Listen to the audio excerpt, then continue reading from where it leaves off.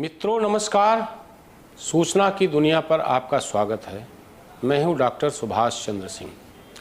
मित्रों, मैं एक हेडलाइन पढ़ता हूं, हुजूर मैं बुजुर्ग और बीमार हूं, मुझे कम सजा दीजिए।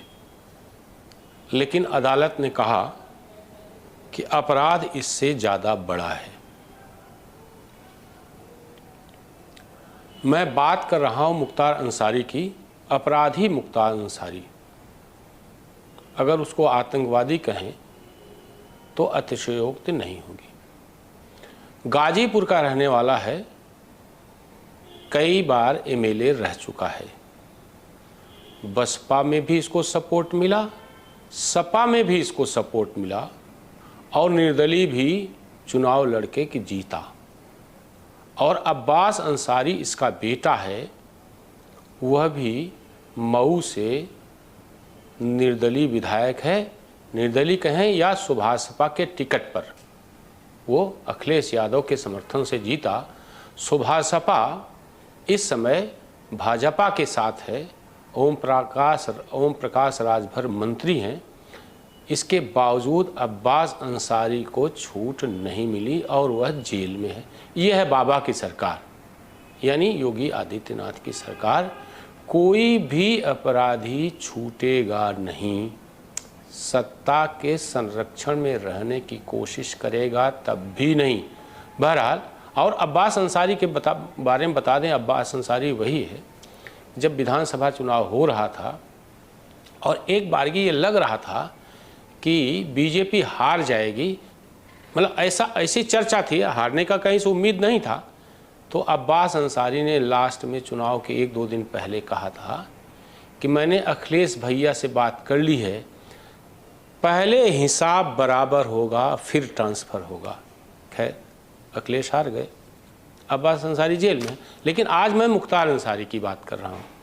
मुख्तार अंसारी की एक जो है अवैध लाइसेंस के मामले में इनको सज़ा सुनाई है। 1-2 दिन पहले की बात है। कुछ एक अखबारों में आया, हिंदी अखबारों ने कवर किया, बाकी किसी ने ध्यान नहीं दिया। स्वाभाविक है, क्यों ध्यान देंगे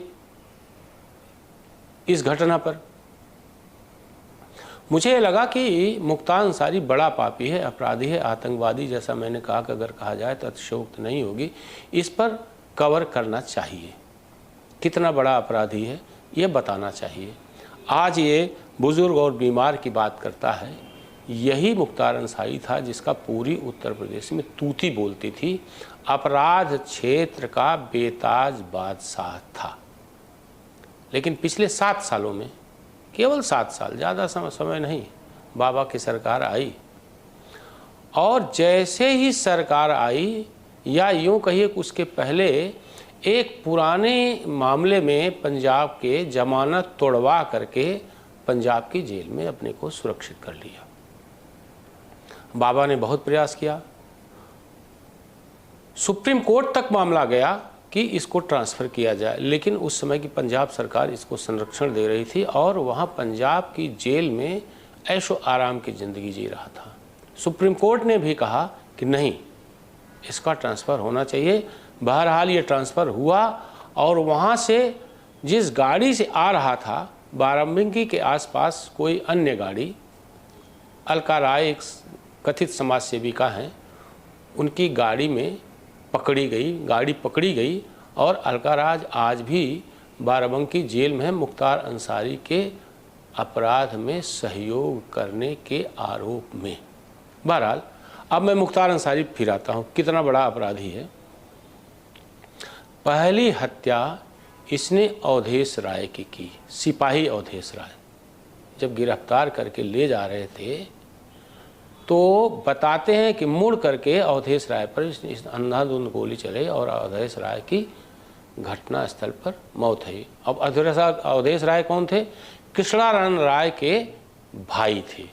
कृष्णानंद राय बाद के वर्षों में विधायक बने और एक बार नहीं 2 बार विधायक बने और अवधेश राय की भी इसने जो है हत्या कर दी और इतनी गोलियां चली कि चीथड़े उड़ गए अवधेश राय हत्याकांड में। उसमें भी इसको आजीवन कारावास की सजा हुई है, इन्हीं बाबा की सरकार में। दूसरी हत्या इसने नहीं बल्कि इसके गुर्गे मुन्ना बजरंगी ने की। एक पूरा गैंग था ना। जौनपुर में जेल के सामने दिन दहाड़े सुबह भाजपा नेता रामचंद्र सिंह की, उनके गनर आलमगीर और साधी भानु प्रताप सिंह के साथ तिहरा हत्याकांड हुआ। और बताते हैं कि पूरब में पहली बार AK-47 का इस्तेमाल हुआ इस हत्याकांड में। और आप सभी लोगों को मालूम है कि उसी तरह उसकी मुन्ना बजरंगी की भी हत्या हुई, जिसने उन तीनों की हत्या की थी। जेल में बंद था और उसकी जेल में ही हत्या हो गई। बल्कि इसमें जो है योगी आदित्यनाथ जी को घेरा भी गया और कहा गया कि जेल में हत्या हो गई। तो योगी आदित्यनाथ जी कहा कि जिसकी जैसी करनी उसकी वैसी भरनी, यानी अपराधियों को किसी भी तरह का कोई संरक्षण योगी सरकार में नहीं मिलेगा। खैर, अब मुख्तार पंजाब से आया, यहाँ की जेल में रहा। 18 साल से ये व्यक्ति जेल में है। MP MLA कोर्ट में जब इसकी दोषी सिद्ध हुई, सजा हुई, तो इसकी विधायकी चली गई, जिस पर इसका बेटा जो है अब्बास अंसारी जीता सुभाषपा के सहयोग से, और अब वो भी जेल में है। और देर सवेर जिस तरह का अपराध उसने किया उसकी भी विधायकी जाएगी, उसको सजा होगी। अब फिर मुख्तार पर मैं लौटता हूँ। कितनी हत्याएं की हैं इसने, कितना बड़ा गैंग था, 165 लोगों का गैंग। सब धीरे धीरे या तो पुलिस इनकाउंटर मारे गए या जेल में है, सजा हो गई। मुख्तार अंसारी के 2 मामलों में आजीवन कारावास की सजा हुई है। एक मामला बहुत पहले अवधेश राय हत्याकांड में जो हुआ था, उसमें अभी जून 23 में जो है उसको सजा हुई आजीवन कारावास, और फिर इसको 2 दिन पहले आजीवन, यानी 2 आजीवन कारावास की 2 अलग अलग मामलों में सजा हुई है। कुल 8 सजाएं हुई हैं मुख्तार अंसारी को। यानी अब आप ये मान कर चलिए कि ये अपराधी भी मिट्टी में मिल गया, लिटरली नहीं, लेकिन आप मान कर चलिए कि इसके एक प्रकार से इसका प्रभाव खत्म हो गया। इसके सारे गैंग नष्ट हो चुके हैं। अब ये जेल में बंद है और जेल में ही बंद रहेगा। ये अब जेल से निकलने वाला नहीं है। 1 2 3 कांड और मैं इसका गिना दूं। अवधेश राय का हमने बताया, रामचंद्र सिंह का बताया। इसके बाद जो है ये मुलायम सिंह का शासन था, ये 2003 से 2007, इस बीच इसकी गिरफ्तारी हुई वाराणसी में। शैलेंद्र सिंह उस समय डिप्टी SP थे, बहुत होनहार और बहुत ईमानदार पुलिस अधिकारी। उन्होंने इसकी गिरफ्तारी की और मुलायम सिंह को इसकी सूचना हुई AK-47 के साथ। और आनन फानन मुलायम सिंह की ओर से फ़ोन गया कि इसको छोड़ दिया जाए, AK-47 न दिखाई जाए। लेकिन उस समय मुकदमा दर्ज हो गया था। शैलेंद्र सिंह, जैसा कि एक बार उन्होंने बातचीत में बताया भी कि मैंने मना कर दिया, हमने कहा हम ऐसा नहीं कर सकते, तो मुलायम सिंह का इस्तीफ़ा दे दो। और मैंने इस्तीफ़ा दे दिया। शैलेंद्र सिंह ने डिप्टी SP पद से इस्तीफ़ा दे दिया। उनका इस्तीफ़ा मंजूर भी हो गया। हालांकि बाद में ऐसा बताते हैं कि मुलायम सिंह ने कहा कि इस्तीफ़ा वापस ले लो, जो हुआ सो हुआ। लेकिन शैलेंद्र सिंह स्वाभिमानी पुलिस अधिकारी, उन्होंने इस्तीफ़ा वापस नहीं लिया और वो सामाजिक क्षेत्र में उतर गए। तो ये मुख्तार अंसारी ऐसा है कि जिसको जब भी गिरफ्तार किया गया, इसको सत्ता का संरक्षण प्राप्त हुआ। एक घटनाक्रम का मैं जिक्र करता हूँ। जब मायावती के शासन आया भारतीय जनता पार्टी के सहयोग से, कि जैसा उनका स्वभाव है अपराधियों को संरक्षण देने का, उन्होंने इसको जेल से रिहा करवा दिया। और जेल से रिहा जैसे हुआ तब तक सरकार बदल गई। जब मुलायम सिंह का शासन आया तो मुलायम सिंह ने इसको सुरक्षा दे दी। इतना प्रभावशाली आदमी। गाजीपुर, जौनपुर, बनारस, बलिया, आजमगढ़, मऊ, ये 7-8 जिले का एक तरह से ये अपराधियों का बेताज बादशाह था मैं कह रहा हूँ, है नहीं। अब तो ये मिट्टी में मिल गया एक प्रकार से कहिए।